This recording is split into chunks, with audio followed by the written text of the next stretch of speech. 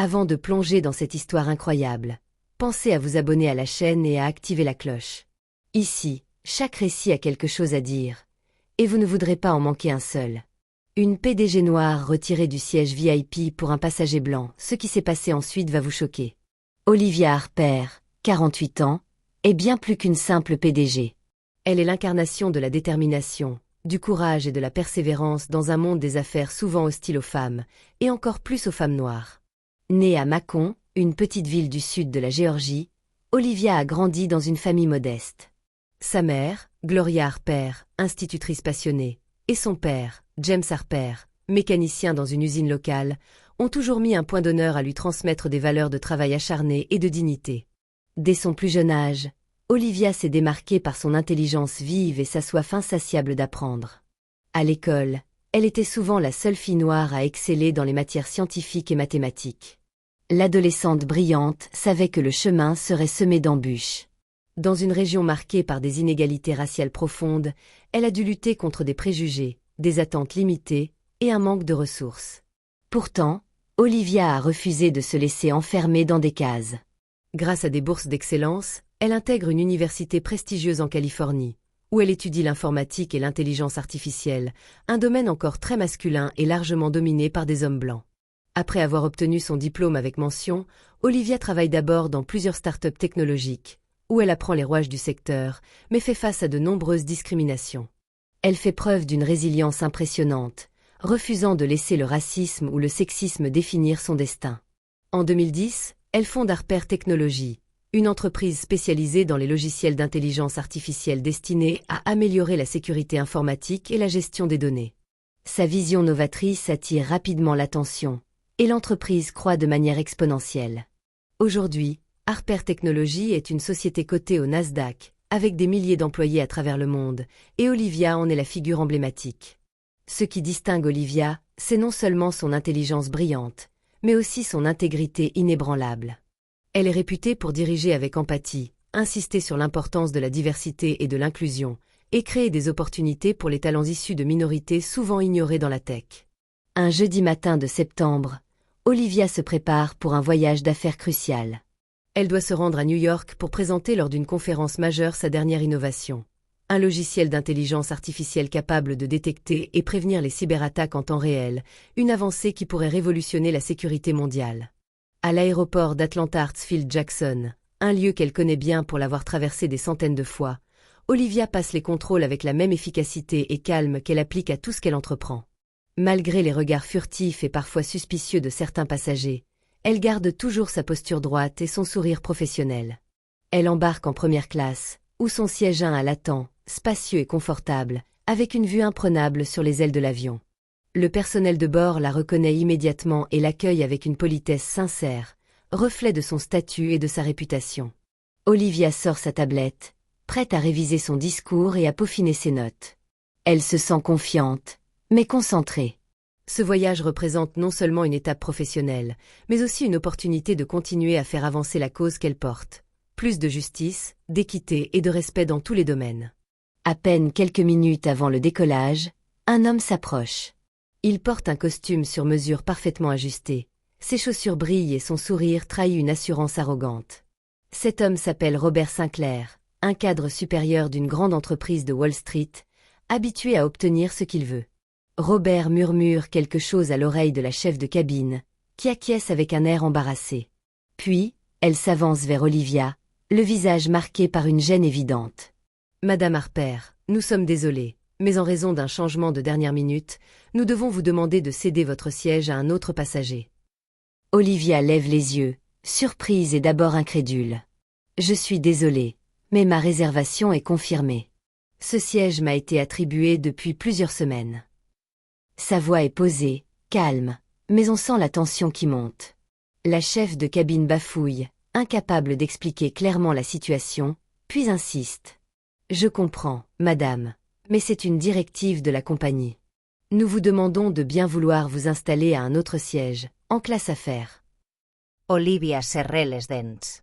Autour d'elle, certains passagers échangent des regards, certains détournent les yeux, gênés. Le malaise est palpable. Elle comprend alors que cette demande n'est pas simplement une erreur administrative. Derrière le prétexte, elle devine la vraie raison. Un homme blanc, privilégié, revendique un traitement spécial au détriment de la seule femme noire dans cette cabine. Olivia se lève avec une dignité tranquille. Pas un mot plus haut que l'autre. Son regard, lui, est une tempête contenue. Il dit toute la déception, la colère, le refus silencieux d'accepter cette injustice. Dans la cabine, un silence presque pesant s'installe. Les conversations s'interrompent, les regards se tournent vers elle. Certains passagers affichent un air choqué, comme s'ils n'avaient jamais vu une telle scène de discrimination aussi brutale en plein vol. D'autres, au contraire, détournent les yeux, témoins silencieux d'un système qu'ils préfèrent ignorer. Robert Sinclair, assis en 1A, affiche un sourire satisfait, hautain. Il est convaincu d'avoir réaffirmé sa supériorité, sa position d'homme blanc privilégié. À ses yeux, cette femme qui refuse de céder son siège dérange l'ordre établi. Il ne voit pas la force tranquille d'Olivia, seulement ce qu'il croit être une récalcitrance. Olivia descend alors vers la classe affaires, prenant place avec la même assurance qu'elle avait en première classe. Elle sort son téléphone, et ses doigts commencent à taper rapidement un message à destination de ses collaborateurs et amis proches. J'ai été retiré de mon siège VIP sans justification, au profit d'un autre passager. Cette injustice doit être connue. Nous ne devons plus accepter ces humiliations silencieuses. Je compte sur vous pour que cette vérité éclate. Non loin d'elle, un jeune homme, Marcus Bennett, ne peut s'empêcher de reconnaître Olivia Harper. Marcus est un entrepreneur en herbe de 27 ans, engagé dans la lutte contre les discriminations et admirateur du parcours d'Olivia. Discrètement, il allume son téléphone et commence à filmer la scène qui vient de se dérouler. Il capture le regard d'Olivia, sa montée vers la classe affaires et l'attitude dédaigneuse de Robert Sinclair. Quelques minutes plus tard, Marcus publie la vidéo sur ses réseaux sociaux. La vidéo est nette, sans commentaire, mais son contenu parle plus fort que des mots. En moins d'une heure, la vidéo devient virale, partagée des milliers de fois, avec des commentaires indignés qui dénoncent un acte flagrant de racisme et d'injustice. Le hashtag #StandWithOlivia grimpe rapidement dans les tendances nationales, rassemblant des voix de tous horizons, des professionnels, des activistes, des artistes, mais aussi des anonymes. La vidéo attire l'attention des médias. Des chaînes de télévision nationales, des journaux, des sites d'information numérique commencent à enquêter sur l'incident. Olivia Harper, déjà connue pour son leadership, devient un symbole puissant. Elle incarne non seulement la réussite économique, mais aussi la lutte constante contre les discriminations systémiques qui subsistent, même à haut niveau. Les interviews se multiplient, des débats s'ouvrent sur les réseaux sociaux. Quand l'avion atterrit à New York, Olivia ne trouve pas l'accueil protocolaire habituel d'une PDG de son rang. Pas de haie d'honneur, pas de tapis rouge, mais une véritable marée humaine. Des journalistes l'attendent avec leurs micros et caméras, tandis qu'une foule de supporters l'encourage, brandissant des pancartes, scandant son nom. Le message est clair, cette femme noire qui a été humiliée dans un lieu censé être neutre est devenue une héroïne pour beaucoup. Sous la pression de cette mobilisation sans précédent, la compagnie aérienne publie un communiqué d'excuses publiques, reconnaissant une erreur grave dans le traitement réservé à Olivia Harper. Le PDG de la compagnie, Michael Andrew, vient personnellement à sa rencontre dans la salle d'arrivée.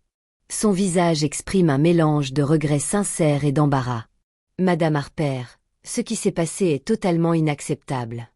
Nous allons mener une enquête approfondie et revoir nos procédures. Nous espérons que vous accepterez nos excuses. » Olivia le regarde, sourire posé, voix ferme mais empreinte d'une gravité certaine. « Merci, monsieur Andrew.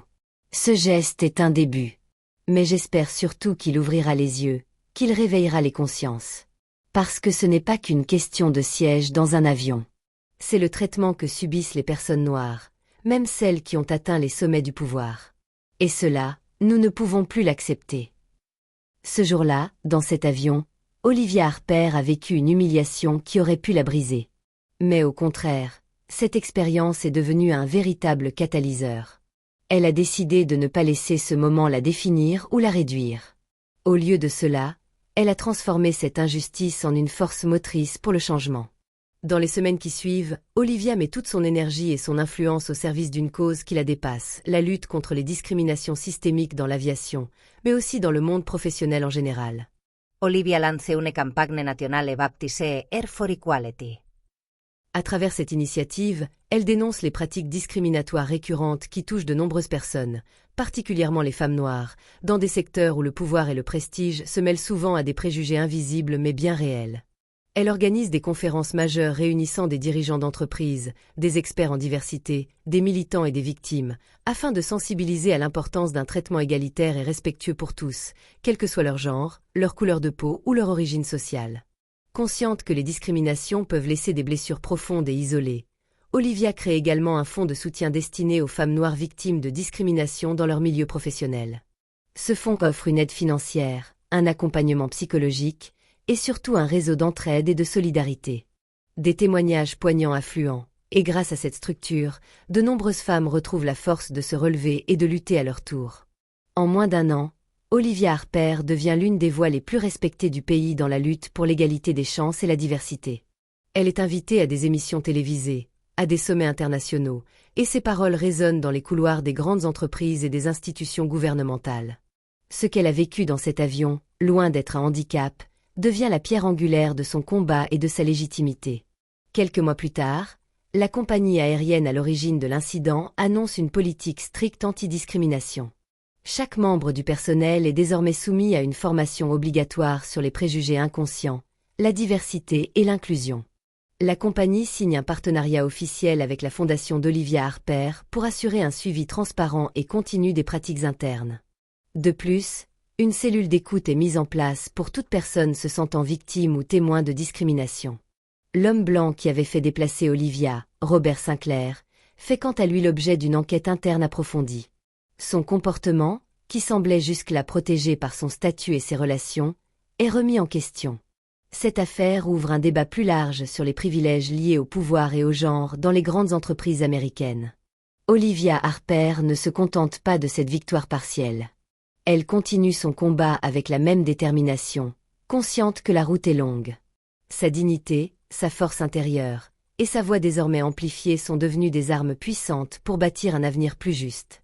Chaque discours, chaque initiative, chaque rencontre sont autant d'occasions pour elle de faire reculer les discriminations et de porter haut les valeurs d'égalité, de respect et d'humanité. Elle incarne aujourd'hui une vérité simple mais profonde.